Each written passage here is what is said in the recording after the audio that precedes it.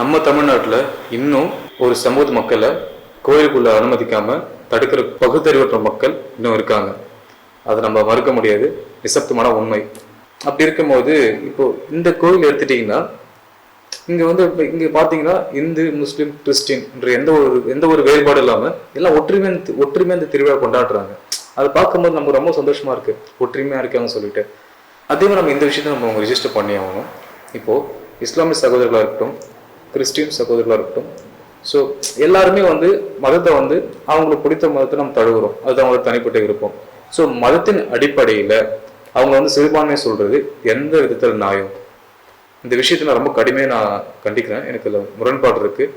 ஏன்னா அதான் மதம் அது அவங்களுக்கு தனிப்பட்ட உரிமை, அவங்க எல்லாம் கடவுள் எல்லாம் ஒன்று தான், மதம் அது அவங்களுக்கு தனிப்பட்ட, ஸோ அவங்க தனிப்பட்ட விருப்பம், நம்ம எந்த கடவுள் வழிபட போகிறோம் அவங்களுடைய விருப்பம். அப்போ அந்த மதத்தின் அடிப்படையில் அவங்க சிறுபான்மையை சொல்றது எந்த விதத்துல கரெக்டா இருக்கும் நீங்களே சொல்லுங்க. ஏன்னா அவங்க வந்து என் தமிழ் பேசி என் இனத்தை சார்ந்தவங்க, என்னோட அண்ணன் தம்பிங்க, அவங்கள வந்து நீங்க சிறுபான்மை சொல்றது எங்களை ஏத்துக்க முடியாது.